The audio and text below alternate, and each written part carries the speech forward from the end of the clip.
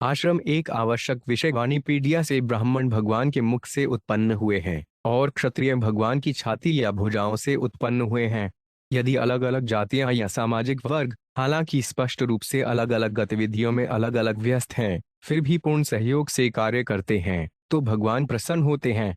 यह 4 वर्णों और 4 आश्रमों की संस्था का विचार है। यदि विभिन्न आश्रमों और वर्णों के सदस्य कृष्ण चेतना में पूर्ण सहयोग करते हैं, तो निसंदेह भगवान द्वारा समाज की अच्छी तरह से रक्षा की जाती है। श्रील प्रभुपाद की पुस्तकें, व्याख्यान, वार्तालाप और पत्र इस आवश्यक विषय की व्यापक प्रस्तुति प्रदान करते हैं, जैसा कि वाणी कोर्स आश्रम श्रेणी में देखा गया है।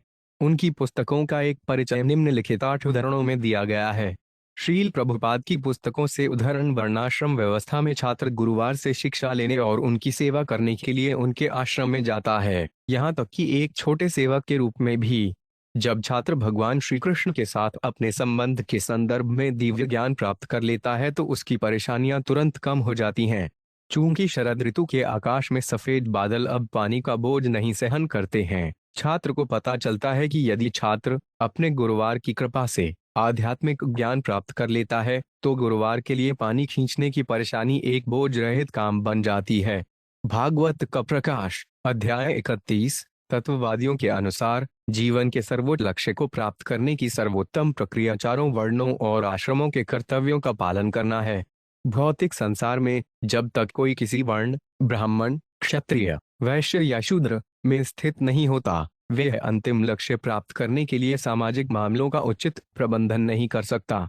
चैतन्य चरितामृत, मध्य लीला 9.258। वैदिक निषेधाज्ञा के अनुसार महिलाओं को पवित्र धागे द्वारा दीक्षा की शुद्धिकरण प्रक्रिया से गुजरने की अनुमति नहीं है, न ही उन्हें आध्यात्मिक गुरुवार के आश्रम में ब्रह्मचारिणी के रूप में रहने की अनुमति है, न ही उन्हें सख्त अनुशासनात्मक प्रक्रियाओं से गुजरने की सलाह दी जाती है, न ही उन्हें अनुमति दी जाती है। वे आत्म साक्षात्कार के दर्शन पर चर्चा करने में बहुत विशेषज्ञ हैं और स्वभाव से ये बहुत पवित्र नहीं होते और न ही इन्हें शुभ कार्यों में बहुत अधिक आसक्ति होती है। कृष्ण ग्रंथ, अध्याय 23। सभी आश्रम आध्यात्मिक प्रगति के लिए पहचाने जाते हैं और इसलिए यद्यपि गृहस्थाश्रम एक निश्चित समय के लिए यौन जीवन के लिए एक प्रकार का लाइसेंस देता है, लेकिन यह अप्रतिबंधित यौन जीवन की अनुमति नहीं देता है। इसलिए गृहस्थ जीवन में भी कोई अवैध यौन संबंध नहीं है। गृहस्थ को यौन सुख के लिए किसी महिला को स्वीकार नहीं करना चाहिए। वीर्य बर्बाद करना भी अवैध सेक्स है। श्रीमद् भागवत 7.12 सारांश। भारद्वाज, वे 7 महान ऋषियों में से एक हैं और अर्जुन के जन्म समारोह के समय उपस्थित थे। शक्तिशाली ऋषि ने कभी कभी गंगा के तट पर गंभीर तपस्या की और उनका आश्रम अभी भी प्रयाग धाम में मनाया जाता है। यह पता चला है कि यह ऋषि गंगा में स्नान करते समय स्वर्ग की सुंदर समाज लड़कियों में से एक घृतासी से मिले थे और इस प्रकार उन्होंने वीर्य का उत्सर्जन किया, जिसे एक मिट्टी के बर्तन में रखा गया था और संरक्षित किया गया था और जिससे द्रोण का जन्म हुआ था। श्रीमद् भागवत 1.9 से 7। चातुर्मास्य का पालन जनसंख्या के सभी वर्गों को करना चाहिए। इससे कोई फर्क नहीं पड़ता कि कोई गृहस्थ है या सन्यासी। इसका पालन सभी आश्रमों के लिए अनिवार्य है।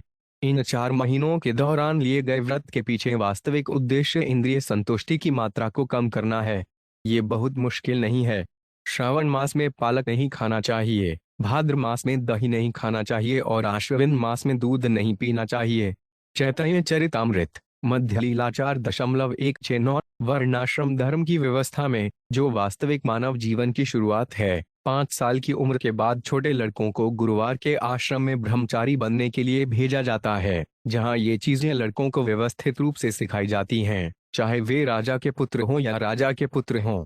आम नागरिक प्रशिक्षण न केवल राज्य के अच्छे नागरिक बनाने के लिए अनिवार्य था, बल्कि लड़के के भावी जीवन को आध्यात्मिक प्राप्ति के लिए तैयार करने के लिए भी अनिवार्य था। श्रीमद् भागवत 1.5-24। सच्चे आचार्य, संपूर्ण विश्व के आध्यात्मिक गुरुवार को कृष्ण की दया का अवतार माना जाना चाहिए। वास्तव में वे व्यक्तिगत रूप से कृष्ण को गले लगा रहा है, इसलिए वह सभी वर्णों, ब्राह्मण, क्षत्रिय, वैश्य और शूद्र और सभी आश्रमों, ब्रह्मचर्य, गृहस्थ, वानप्रस्थ और संन्यास का आध्यात्मिक गुरुवार है। चूंकि उन्हें सबसे उन्नत भक्त समझा जाता है, इसलिए उन्हें परमहंस ठाकुर कहा जाता है। ठाकुर परमहंस को दी जाने वाली सम्मान की उपाधि है चैतन्य चरितामृत। अंत्य लीला 7.12